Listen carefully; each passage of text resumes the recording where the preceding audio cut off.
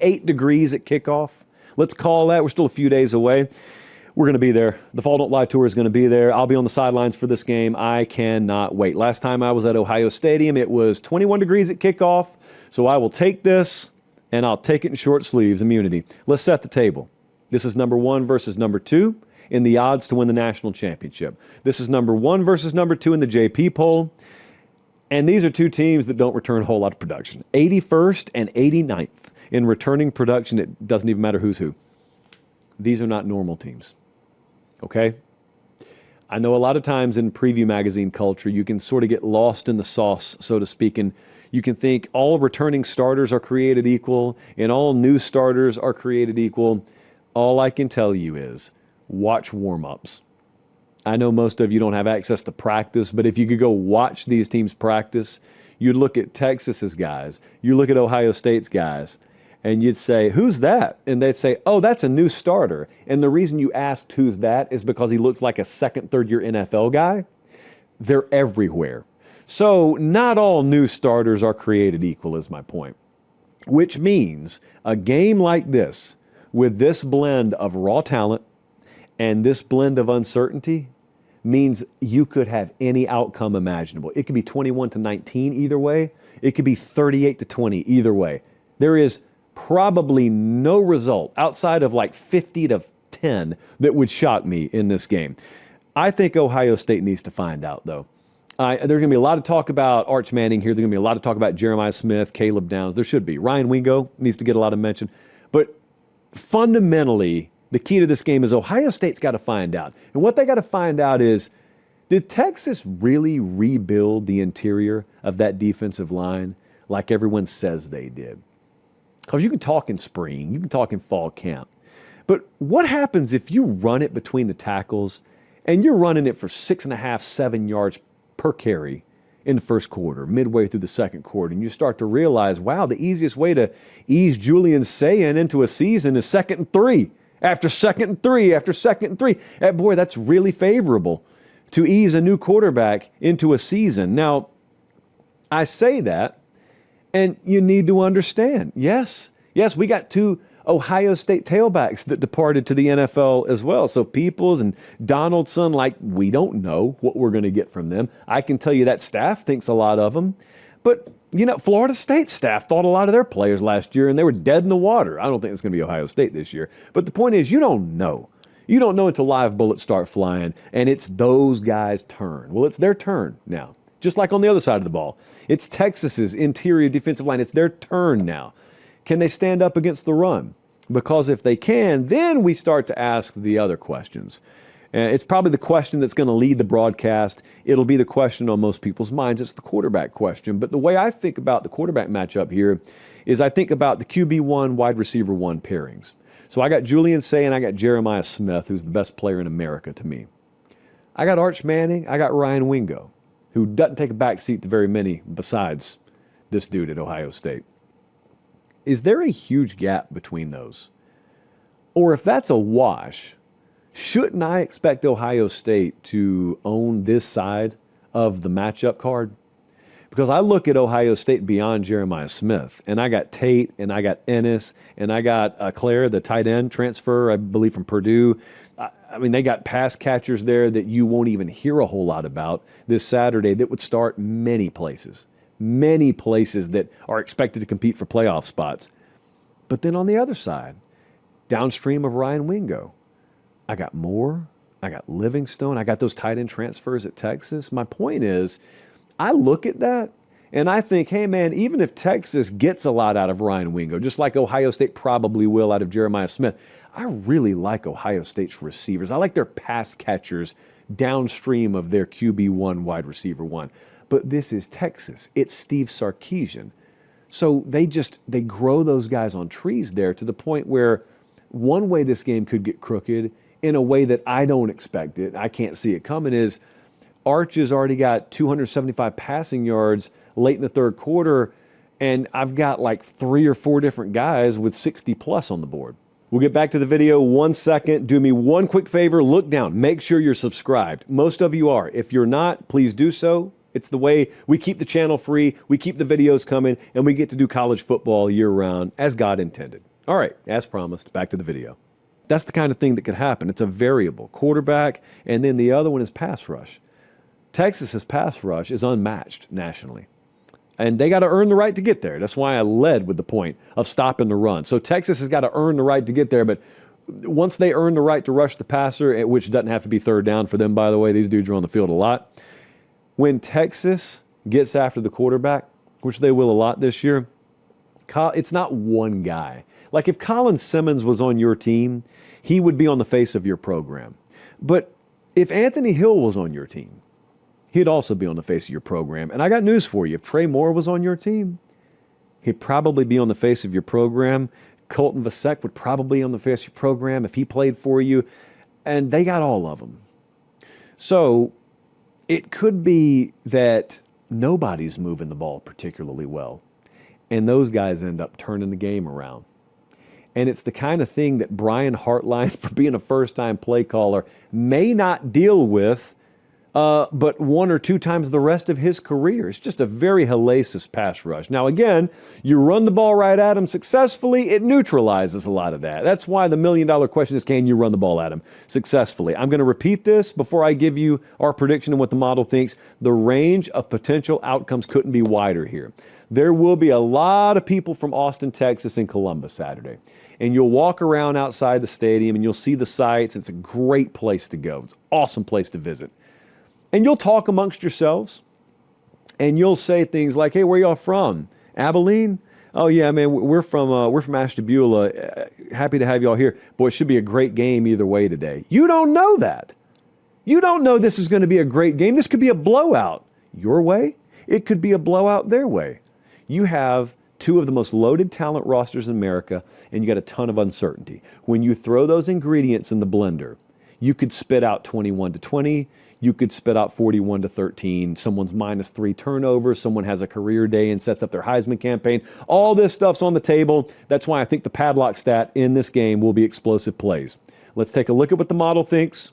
The model thinks that the line is right, if not a little bit tighter.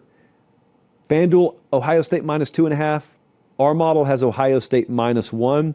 I'm going to tell you where I think the edge is in this game that I have not mentioned yet, but I've mentioned several times over the summer. And that is, for all the respect I have for Matt Patricia, he hadn't done this.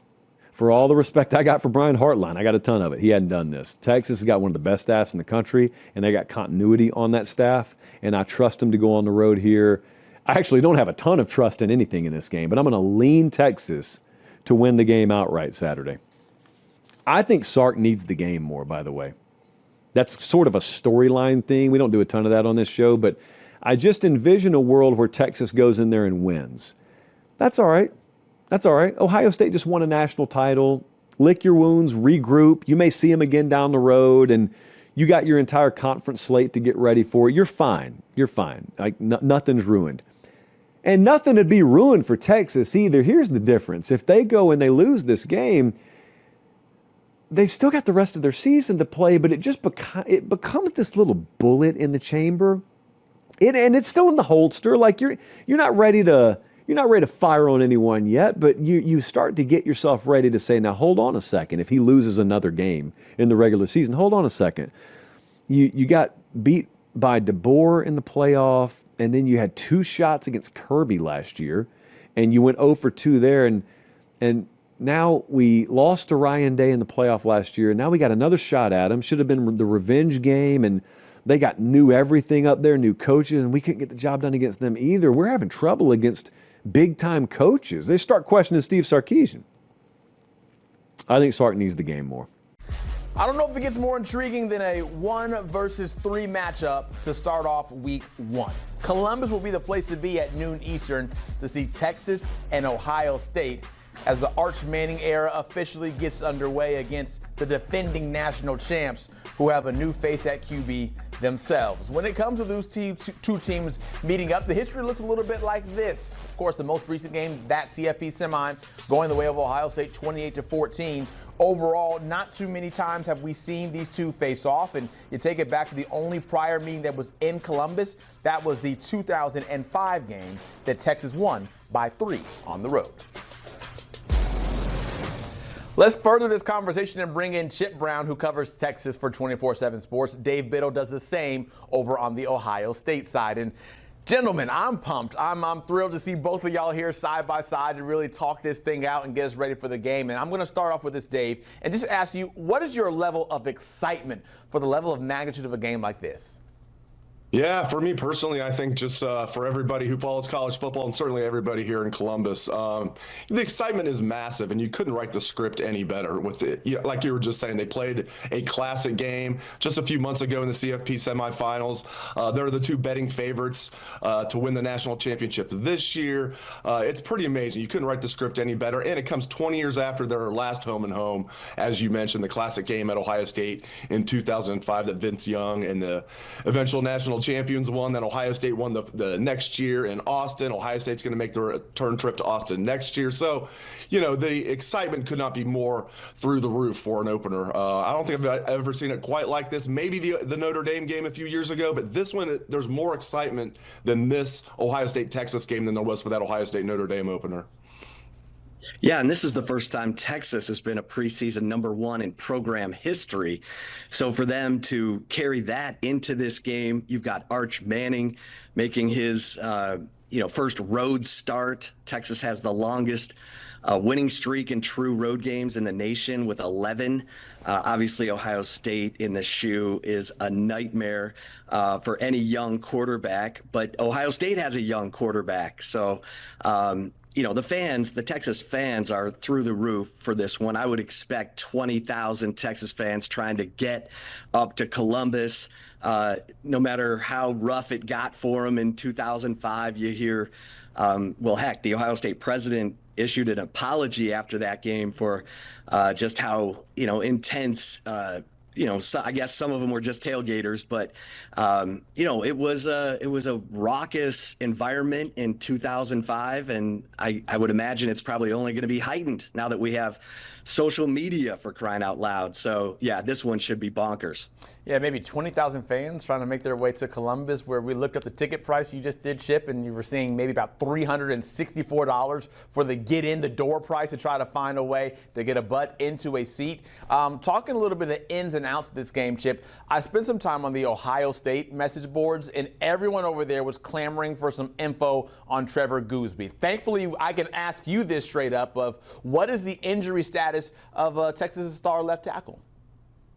Yeah, so Trevor Goosby, who is arguably the best offensive lineman Texas has, injured his hand at the end of training camp, and I'm hearing it could be a game time decision for him up there at Ohio State. That is alarming for Texas fans, simply because they suffered a season-ending injury to Andre Kojo, who was at worst going to be the #3 offensive tackle for Texas, and was battling Brandon Baker to be the right tackle. And so you've got 4 new starters on the offensive line. Goosby is one of those 4 new starters. And, if he's not available for this game, that is significant. Now, we'll have to wait and see what Steve Sarkisian has to say about it. But Goosby is certainly one to watch here. Yeah, that injury status of someone that key on the offensive line, always something that's very, very important. You can't get a good offensive line without having a good run game to help back that up. And Dave, that brings me over to the Ohio State side of things, because they basically bring back all of their pass catchers, all the guys who did the yeoman's work. But it's that running back position that seems to be a little bit in flux. Who will be RB1 come Saturday? Yeah, Zach, I believe it'll be James Peoples, a sophomore that was the third-string tailback last year, and they thought that he would have been, ready to go if they needed him as a true freshman. Played a little bit, but Quinshon Judkins and Travion Henderson both stayed healthy throughout the 16-game schedule, which, as we all know, is pretty rare at the running back position. They like James Peoples a lot. He was a big-time recruit. Wasn't a 5-star, very high 4-star, though, ranked, I believe, as like the #10 running back in the country, played against great competition in Texas. They think he's ready to go now as a sophomore. That being said, they like C.J. Donaldson a lot as well.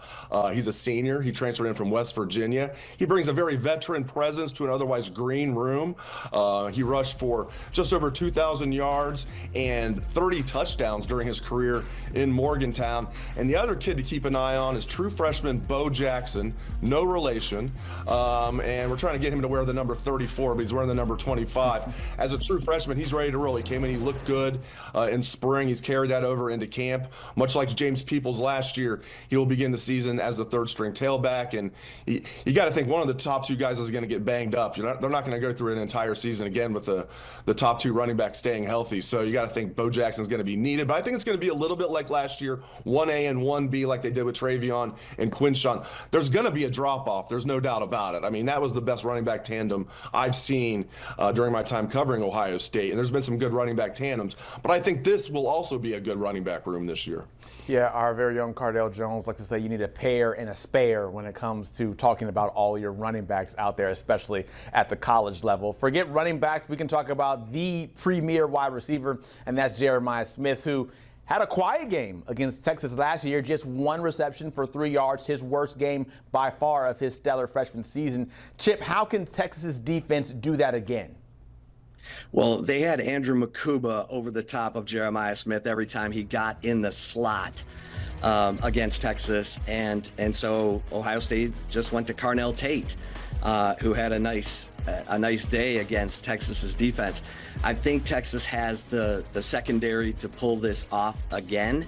But it's, I'm sure there are going to be changes. I'm sure both teams have looked at that film and said, okay, we've got to come up with some different ways to get Jeremiah Smith the ball. So I would imagine we'll see some different things from Ohio State to get that playmaker involved.